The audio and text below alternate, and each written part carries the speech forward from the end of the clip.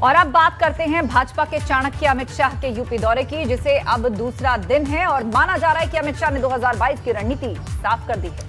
दरअसल वाराणसी में हुए महामंथन से काफी कुछ फाइनल हो चुका है। हालांकि आज भी अमित शाह वाराणसी में अखिल भारतीय राज्य भाषा सम्मेलन का शुभारंभ करने के बाद आजमगढ़ और बस्ती का दौरा करेंगे। आजमगढ़ में अमित शाह राज्य विश्वविद्यालय का शिलान्यास करेंगे। इसके साथ भी कई पदाधिकारी उनके साथ मौजूद होंगे इस कार्यक्रम में। बस्ती में भी सीएम योगी के साथ सांसद खेल कुंभ का उद्घाटन आज गृह मंत्री करने वाले हैं। अमित शाह के यूपी दौरे का आज दूसरा दिन है और 3 मुख्य जगहों पर 3 बड़े कार्यक्रम आज उनके होने जा रहे हैं। वाराणसी में राजभाषा सम्मेलन है, आजमगढ़ जाएंगे, यहां पर भी यादव लैंड में चाणक्य दांव क्या होता है उस पर नजर रहेगी। यूनिवर्सिटी का शिलान्यास करेंगे और बस्ती में भी उनके पहुंचने की तैयारियां पूरी कर ली गई हैं। सांसद खेल कुंभ का यहां से आगाज होने जा रहा है और मुख्यमंत्री योगी के साथ मिलकर उद्घाटन करेंगे इसका गृह मंत्री।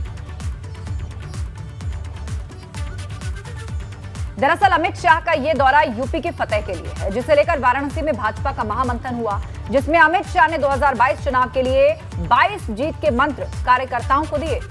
और इतना ही नहीं आस्था, अमित शाह ने विपक्षी नेताओं को लेकर भी बड़ा बयान दिया, जिसका सीधा इशारा सपा के बड़े नेताओं पर था। साथ ही यूपी फतह के लिए खास प्लान भी तैयार किया। रणनीति का जो खाका खींचा गया है वो एबीपी गंगा अब दर्शकों को बताएगा। तो देखिए मिशन 2022 के 22 मंत्र क्या है वो बता रहे हैं हम आपको। 2017 में हारी सीट जीतने की कोशिश बीजेपी की होगी। एंटी इनकम्बेंसी से निपटने पर चिंतन किया जा रहा है। इसके अलावा ज्यादा संभावना वाली सीटों पर बीजेपी की नजर है। तो वाराणसी में अमित शाह ने 2022 का चुनाव जीतने के लिए कुल 22 मंत्र दिए हैं। सपा के कई बड़े नेताओं पर भाजपा की नजर है। वाराणसी में भाजपा की बैठक में अमित शाह ने बड़ा बयान भी दिया और कहा कि सपा से आने वाले नेताओं के लिए भाजपा के दरवाजे खुले हुए हैं। 2014 में कांग्रेस के कई नेताओं को भाजपा में शामिल कराया गया है।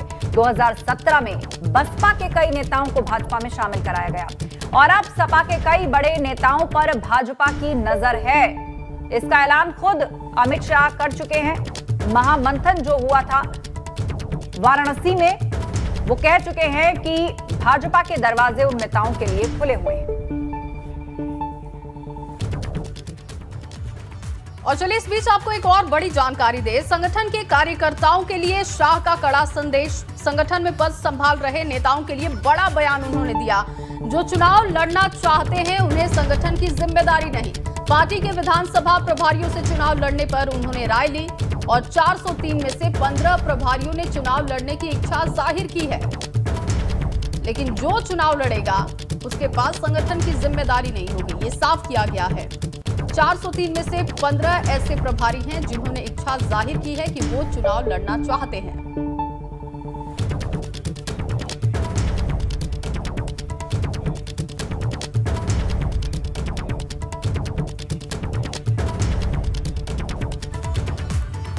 और इस पर चर्चा के लिए हमारे 2 सहयोगी हमारे साथ जुड़ गए हैं। हमारे साथ वाराणसी से हमारे ब्यूरो चीफ वीरेश पांडे हैं और साथ ही नीतीश पांडे भी हमारे साथ लाइव जुड़े हुए हैं आजमगढ़ से। लेकिन सबसे पहले वीरेश, आप ही से सवाल ये कि आज गृह मंत्री अमित शाह का ये दौरा पूर्वांचल को ध्यान में रख के कितना महत्वपूर्ण हो जाता है।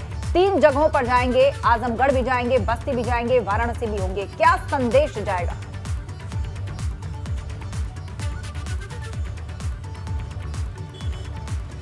देखिए, कल जो अमित शाह का दौरा है और अभी भी वो वाराणसी में है, लेकिन अमित शाह का ये दौरा न केवल पूर्वांचल के लिए बल्कि गाजीपुर से लेकर गाजियाबाद तक के लिए भारतीय जनता पार्टी के कार्यकर्ताओं नेताओं को संदेश दे गया। 403 विधानसभा के अध्यक्ष, प्रभारी, जिलाध्यक्ष, पूरे प्रदेश के 98 जो थे वो सभी इकट्ठा थे। इसलिए ये पूर्वांचल की बैठक नहीं थी, ये स्ट्रेटजी मोदी के काशी से तय की गई, जिसकी गूंज पूरे प्रदेश में सुनाई पड़ेगी और रात से ही सुनाई पड़नी शुरू हो गई, क्योंकि अमित शाह ने कहा था कि आज जो मैं मंत्र दे रहा हूं उसका क्रियान्वयन कल से न करना, सूरज जब उगेगा तब से न करना, बल्कि इस अंधेरी रात से ही करना। और यही वजह है कि जैसे ही संकुल में मीटिंग खत्म हुई, काल भैरव का दर्शन करने के बाद कोर कमेटी की बैठक बुला ली अमित शाह ने, जिसमें योगी आदित्यनाथ थे, सुनील बंसल थे, राधा मोहन, धर्मेंद्र प्रधान थे।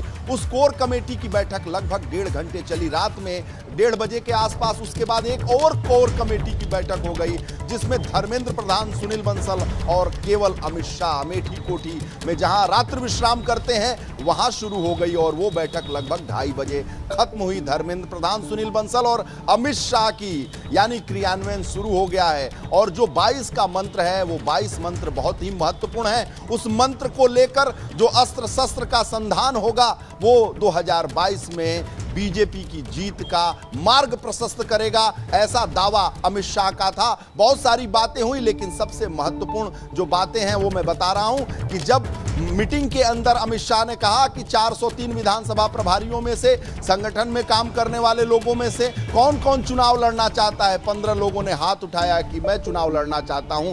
वो मुड़े और सुनील बंसल की तरफ देखा। उन्होंने सुनील बंसल से कहा कि बंसल जी, कल इनका इस्तीफा ले लीजिए। ये चुनाव लड़ना चाहते हैं तो संगठन में काम न करें, चुनाव लड़ें, क्योंकि चुनाव की बड़ी जिम्मेदारी होती है, हारने के लिए चुनाव नहीं लड़ना है। तो ये संदेश था कि जो संगठन में काम करेगा उसे चुनाव लड़ने की इजाजत नहीं दी जाएगी, क्योंकि संगठन की जिम्मेदारी बड़ी है। भारतीय जनता पार्टी का मानना होता है कि संगठन सरकार से बड़ा होता है। जब संगठन रहेगा तो सरकार बनेगी, संगठन नहीं रहेगा तो सरकार नहीं बनेगी। इसके पीछे का तर्क यह है कि 403 विधानसभा के प्रभारी अगर अपनी विधानसभा मांगेंगे तो वो दूसरी जहां के प्रभारी हैं वहां पर वो समय नहीं दे पाएंगे। और सबसे बड़ी बात अमित शाह ने कहा कि अभी तक जो ज्वाइनिंग कमेटी का गठन उन्होंने किया, जब पहली बार उन्होंने अभी दौरा किया है 10 दिन पहले, तो एक ज्वाइनिंग कमेटी लक्ष्मीकांत वाजपेयी के नेतृत्व में उन्होंने गठित किया, जिसमें दयाशंकर सिंह है, जिसमें दिनेश शर्मा और केशव मौर्य हैं। उसका काम अब शुरू हो गया है, क्योंकि भारतीय जनता पार्टी के नेता जो स्थानीय यहाँ थे प्रादेशिक स्तर पे, वो एक दुविधा में थे कि भारतीय जनता पार्टी एक चलती हुई गाड़ी है। इसमें हर कोई चाहता है कि आएंगे तो टिकट लेंगे तो हम टिकट देंगे कहां से। वो 2017 का दौर अलग था, 2014 का दौर अलग था कि जब सभी हम सत्ता में नहीं थे तो जो आता था हम उसे कहते थे कि तुम यहां से लड़ लो, वहां से लड़ लो। लेकिन 325 हमारे गठबंधन के साथी हैं, हम किसको किसको टिकट देंगे तो हम किसी को शामिल नहीं करेंगे, बहुत जरूरी होगा तो शामिल होगा। लेकिन अमित शाह ने इस बात को तय कर दिया है कि हमारी पार्टी बड़ी, हमारा पेट बड़ा है, हमारा दिल बड़ा है और हम समंदर हैं, तो हमको समाहित कर लेना है और समाहित हम करेंगे, जो आना चाहता आए।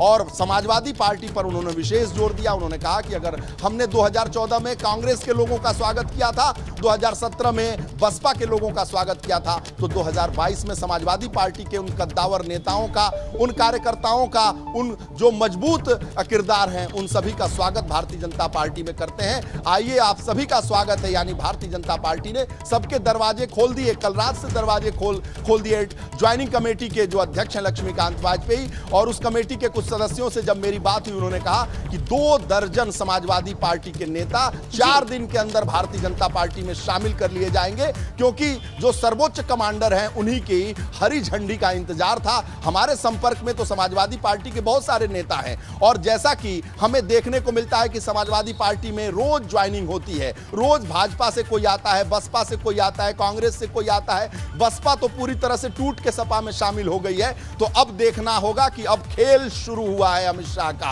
अब दूसरी पार्टियों के लोग शामिल होंगे भारतीय जनता पार्टी में, दरवाजे खोल दिए गए हैं। सुनील बंसल, स्वतंत्र देव सिंह के मन में एक दुविधा थी, राधा मोहन सिंह, धर्मेंद्र प्रधान के मन में एक दुविधा थी कि अब शामिल करेंगे तो टिकट किसको देंगे। भारतीय जनता पार्टी की एक बड़ी महत्वपूर्ण बात आपको बताने जा रहा हूं। अमित शाह ने कहा कि जो लोग हैं सबको शामिल कर दो, क्योंकि जितने लोग शामिल होंगे भारतीय जनता पार्टी उतना ही मजबूत होगी। एक और महत्वपूर्ण बात उन्होंने कहा कि बूथ लेवल पर अगर कांग्रेस का कार्यकर्ता, कांग्रेस का नेता, सपा का नेता, बसपा का नेता मजबूत है तो उनसे संपर्क करो, उनको भाजपा में शामिल करो, उनको बूथ लेवल पर भारतीय जनता पार्टी में शामिल करके उनसे उनकी मजबूती को प्राप्त करो। बहुत सारे ऐसे सपा, बसपा और कांग्रेस में और दूसरी पार्टियां जो छोटी छोटी हैं उनमें बहुत सारे ऐसे नेता कार्यकर्ता हैं, उनको चिन्हित करो, जिले स्तर पर चिन्हित करो, बूथ स्तर पर चिन्हित करो, मंडल स्तर पर चिन्हित करो, विधानसभा स्तर पर चिन्हित करो और उन सब की मीटिंग करते हुए